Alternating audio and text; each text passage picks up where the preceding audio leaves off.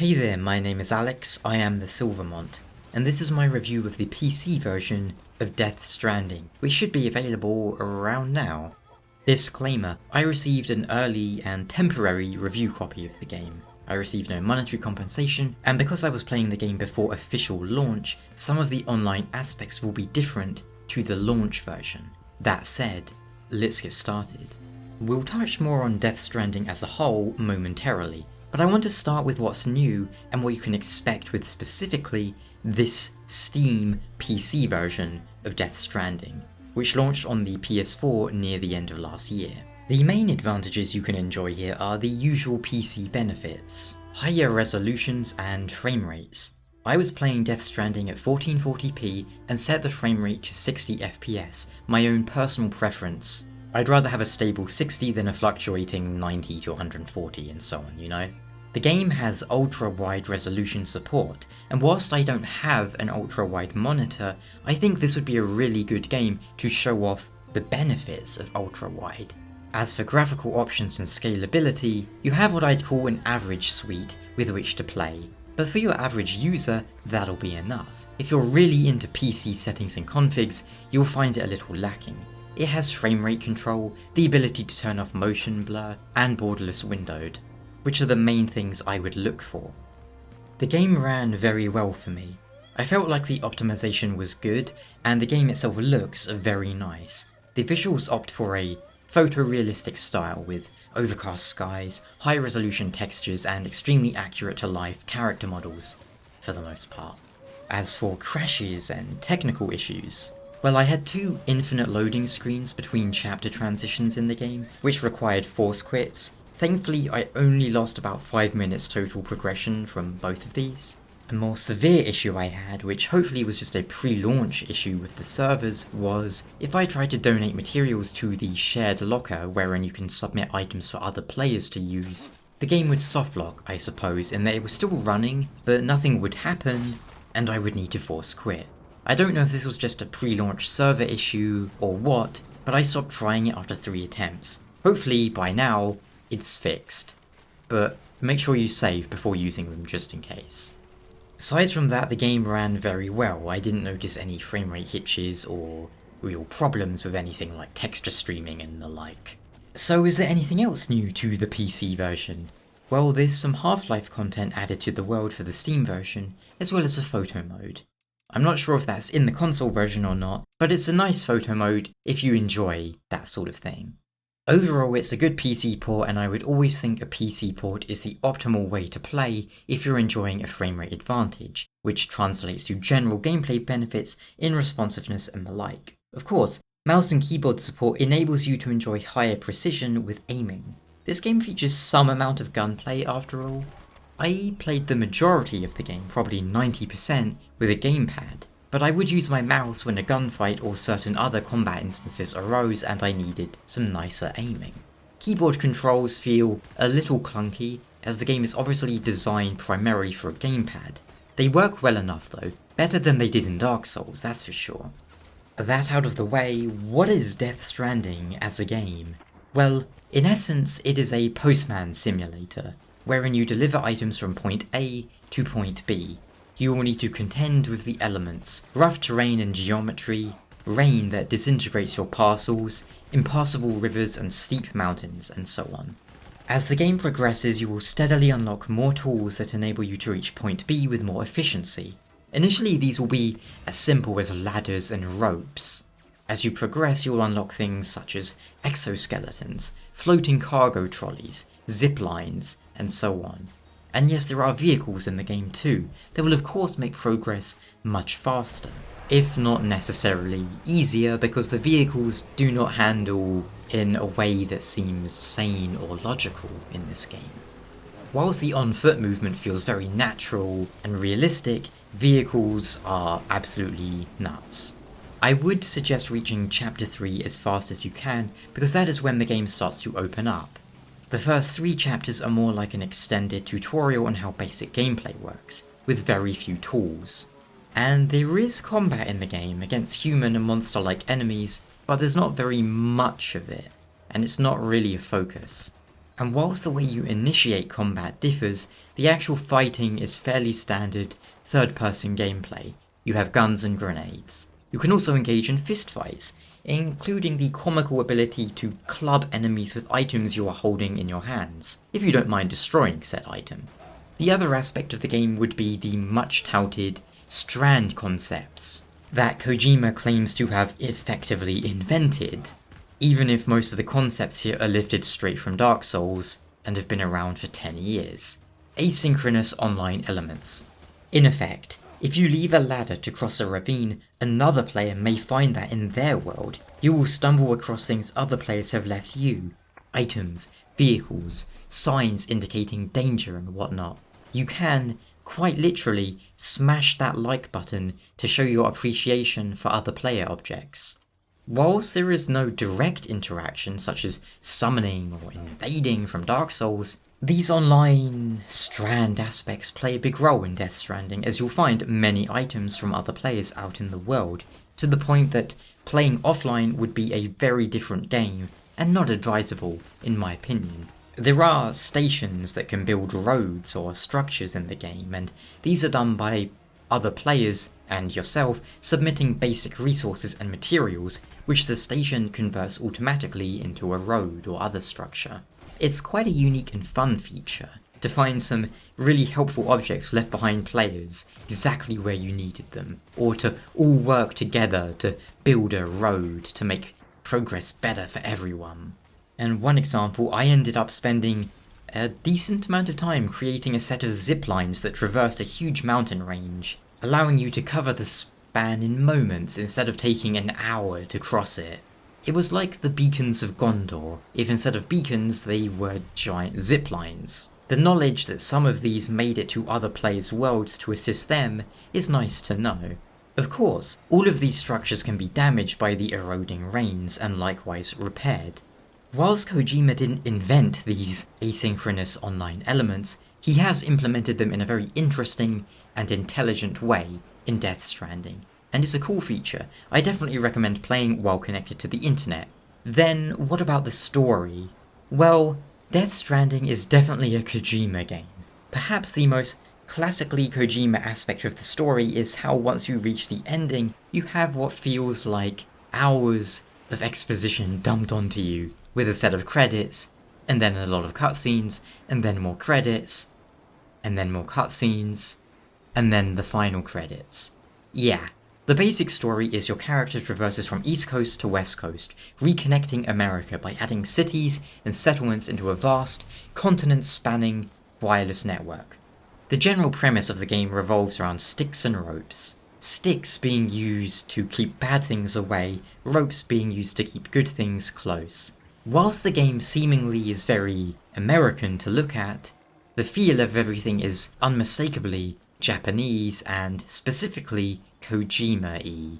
If you played any of his other games, you'll recognise the rather bizarre sorts of humour along with his cinematic style. Now, if you ask me, Kojima's strengths as a game designer are creating strong cinematics and smooth, multifaceted gameplay that offers you many tools to deal with situations. His weaknesses, writing in a succinct manner and blending gameplay and cinematics. Let me give you an example. Death Stranding's general gameplay loop entails going from point A to point B and then watching a cutscene. The way cutscenes play is very predictable when and how they will happen. Loading often happens between them and gameplay, as if to reinforce how separate they are. Compare with two fairly recent games, God of War 2018 and Red Dead Redemption 2. Both of these games took great strides to blend gameplay with cinematics, to blur the line. God of War, for example, is one single take. There are no cut scenes, because the game never cuts. Gameplay flows into cinematic and vice versa. Red Dead Redemption, whilst it has cuts, and indeed cutscenes, blends the two in a great way. You wouldn't even notice it whilst playing, but as Mr. Plinkett would say, your brain noticed it. How you walk up to a character and it seamlessly blends into a cutscene. These are, in my opinion, some aspects Kojima needs to work on. His approach to gaming there hasn't really changed in the last 20 years. Now, you might reasonably say, if it ain't broke, don't fix it, and there's definitely some merit to that, but in the case of blending gameplay and cinematics, I feel like it is an important one, especially for a cinematic-heavy game. Look at Half-Life 2, that came out almost 20 years ago now, and that was another big example of how modern storytelling and cinematics can be done in video games. Kojima has stubbornly kept to the outdated method. Even if there's nothing wrong with it technically, it can be jarring at times to go from gameplay to cutscene and have the two be completely different entities. Now, I'm not going to touch too much on the themes presented in Death Stranding. Kojima has remarked that some people don't understand the concepts and themes, specifically that Americans don't really understand this type of storytelling, because they need things to be far more obvious and overt. That's not really the case. I mean, I'm sure there are some people who just don't get it. It's more, symbolism isn't the be-all and end-all of storytelling, or indeed art. Symbolism by itself means nothing. You have to think of symbolism as a car, a vehicle.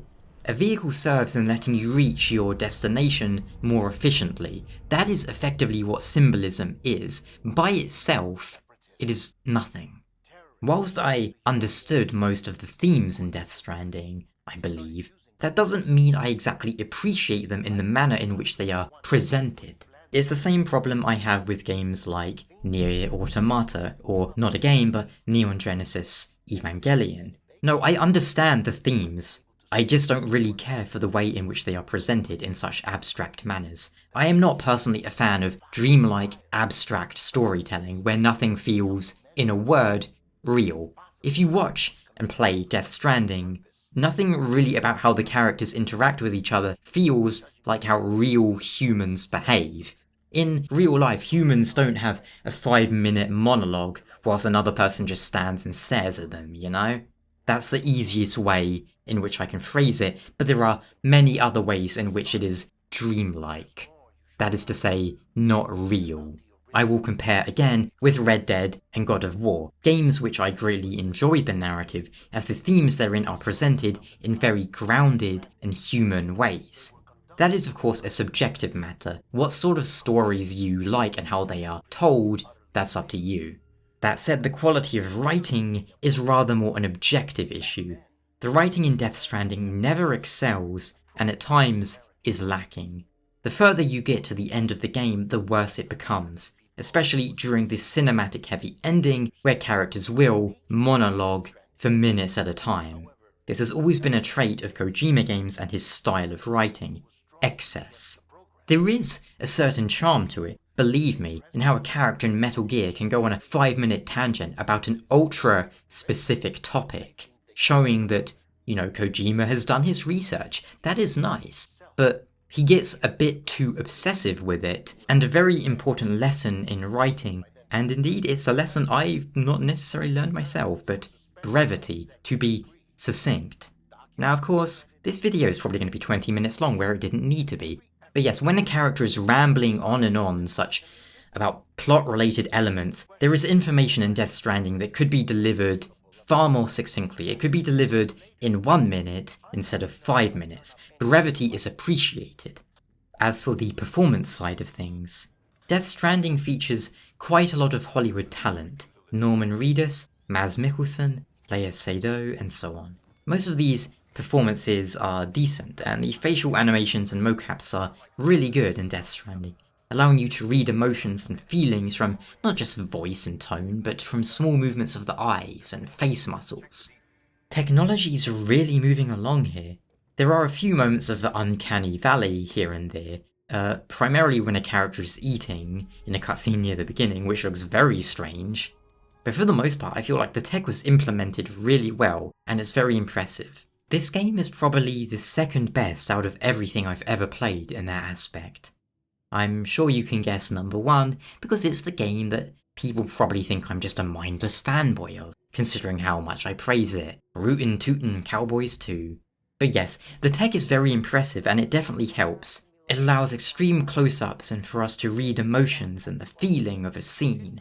As for the performances, well, I'll tell you the character I enjoyed the most in the game was that of Mads Mikkelsen. His performance stood out the most to me, and his character was the one I could relate to the most and empathise with. There is a scene near the end of the game by Tommy L. Jenkins that I imagine a lot of players will be referencing too, both because of his performance and the presentation of it in the game. Overall, there's a lot I could nitpick or otherwise talk about. I do think Death Stranding is a good game. I enjoyed it. It took me about 35 hours to beat, but there's a lot of side content that I didn't get to cover. I had a very limited time to play the game and beat it, whilst it was available to me prior to launch, so I prioritised important content such as the story. I would have enjoyed a little more without that, time limit hanging over me, meaning I have to play like 12 plus hours a day, but in general, I think it's a solid and interesting game. You see, you might think that whilst a lot of what I said may sound negative in some aspects, to me, whether or not something is interesting to discuss is as good a scale of pure quality as, just being good or bad. There are some things that are good, but boring to discuss. Likewise, there are things that are awful and boring with nothing to say about them. Death Stranding is a well-made game, with some very odd or interesting decisions. The basic gameplay is fine, if basic is how you can boil it down to just moving from point A to B. The story is obtuse, yet very unique. I mentioned on Twitter how I feel like Cloud Atlas is a good comparison.